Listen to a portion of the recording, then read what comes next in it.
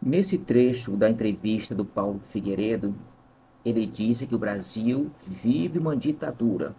A jornalista do Metrópolis discorda dele e pergunta por que você acha isso. Ora, como é que ela faz uma pergunta dessa? O cara está exilado nos Estados Unidos por perseguição política. Meu Deus. Vamos assistir. Você não enxerga que, diante de tudo isso, o Brasil vive uma ditadura, tudo bem, é um direito seu. Só para complementar, o presidente Lula vai fazer um discurso na ONU que o que se escreveu até agora a respeito disso vai muito nessa linha, né, de ser contra a intervenção do governo norte-americano no Brasil, que é um pouco do que se defendeu sempre politicamente no Brasil, dentro desse contexto que eu acabei de colocar para não ser repetitivo. Ótimo. Então, se alguém vai e se apodera de um país e transforma o país numa ditadura, a comunidade internacional não deve fazer nada a esse respeito? Essa é a posição que a gente está defendendo aqui agora?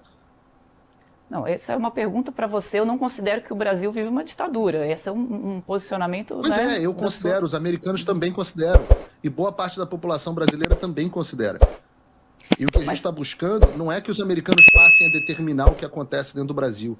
Repare, nenhuma das medidas busca que os americanos tenham nenhuma influência sobre as decisões do povo brasileiro. As medidas buscam liberdade, participação ampla da população dentro da democracia. E o fato de você não achar que o Brasil vive uma ditadura é uma questão de miopia pessoal sua, a qual você tem direito. Mas um país onde você tem o maior líder político preso, você tem 61% da população com medo de se expressar, você tem jornalistas exilados, você tem deputados exilados, você tem pessoas colocadas, pessoas comuns, milhares de pessoas comuns colocadas na prisão por questões banais. Então, se você não enxerga que, diante de tudo isso, o Brasil vive uma ditadura, tudo bem, é um direito seu. Nos critérios dos Estados Unidos, isso é uma ditadura. Ora, o Lula acha que a Venezuela não vive uma ditadura, acha que a Venezuela vive uma democracia relativa. Então, cada um tem a sua visão, né? Tem o direito da sua própria visão. Mas para vocês lutam pela discordância. Vocês lutam pela discordância, não pelo pensamento único. Até o fim que você... Ô, Paulo, eu queria só que você explicasse... tem o direito de pensar isso. Que bom. Sabe qual é a diferença? Eu queria só que você explicasse por que é uma ditadura. Vamos comparar, né, com o período que o país viveu. Não, vamos comparar. São dois pontos aqui. Tá. O país viveu uma ditadura, ocorreu uma anistia ampla, geral e restrita, né, que o seu avô ali conduziu. Mas essa anistia foi muito criticada, muito ironizada e muito debochada pelo Jair Bolsonaro durante toda a vida.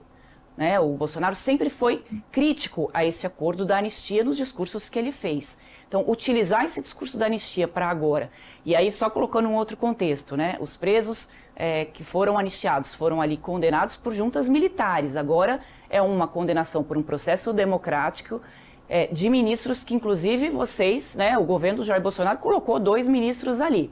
Então, eu só estou colocando o contexto, não estou aqui dando opinião de um lado para o outro, eu só estou colocando o que a gente tem de provocação. Não, eu não estou dando opinião, quero ouvir a tua opinião.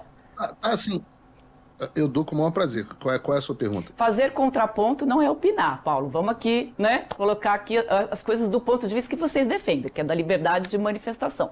O meu ponto aqui é a pergunta. Mas eu tenho opinião, não tem problema ter opinião, não, querida. Não, a minha pergunta tem opinião, é bom morrer pelo seu direito de manifestar sua opinião no ar. A minha pergunta aqui é com relação à anistia. Se não é incoerente um ponto que sempre foi criticado, né, pela extrema-direita, pelo Bolsonaro, sempre foi ironizado ali, sempre fez chacota com relação aos anistiados, agora ser o mesmo instrumento que se quer utilizar nessa circunstância de um julgamento que está sendo dado por vias democráticas, que são ministros que foram indicados pelos presidentes da República, inclusive pelo Bolsonaro. Vamos lá, eu vou morrer pelo seu direito de ter a sua opinião. A diferença entre a sua opinião e a minha opinião, é que você talvez não tenha tanto apego assim à minha opinião. Vou te explicar por quê. Eu estou há 2 anos e 9 meses com todas as minhas redes sociais bloqueadas pelo ministro Alexandre de Moraes. Eu não posso começar uma live antes de sofrer um bloqueio automático pelo YouTube no Brasil, pelo ministro Alexandre de Moraes. Todas as minhas postagens das minhas redes sociais, tinham milhões de pessoas, foram bloqueadas pelo ministro Alexandre de Moraes. E eu não sou o único. Há vários outros jornalistas que passaram por esse mesmo problema. Então é importante que a gente tenha esse apego pela liberdade de expressão, inclusive para as pessoas que discordam da gente. Eu tenho. Eu certamente vou brigar para sempre que você possa dizer as suas coisas, dizer que o Brasil não é uma ditadura e a gente tem esse tipo de debate. A resposta à pergunta que você me fez especificamente é: eu não sei qual é a opinião do presidente Bolsonaro a respeito da anistia de 1979. Ele pode perfeitamente estar errado. Eu sei qual era a opinião do meu avô e sei qual é a minha opinião. Eu posso responder por elas.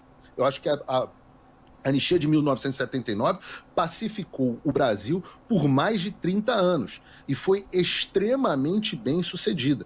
Eu acho que o caminho que a sociedade civil resolveu tomar depois disso tem a ver com a autodeterminação do povo brasileiro.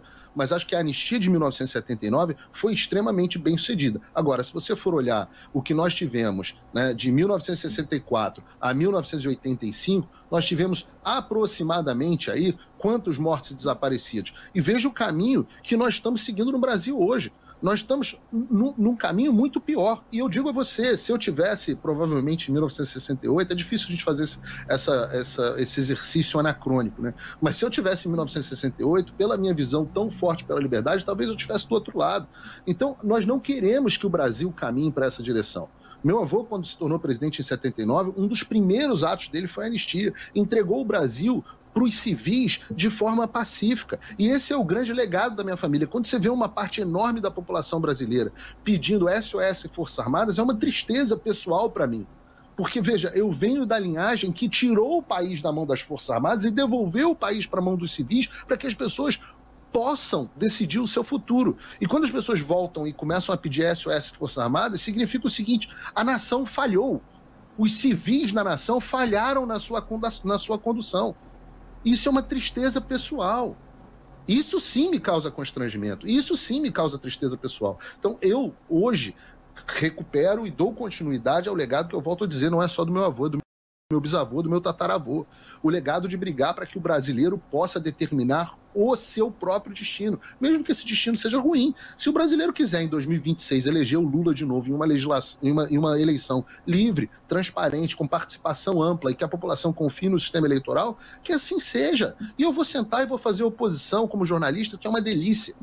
Bom, a entrevista dele acaba ali, foi apenas um trecho, porque a entrevista foi muito longa.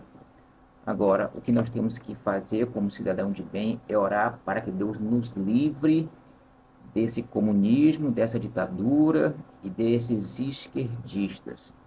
Bem, eu fico por aqui, fiquem todos com Deus e fui.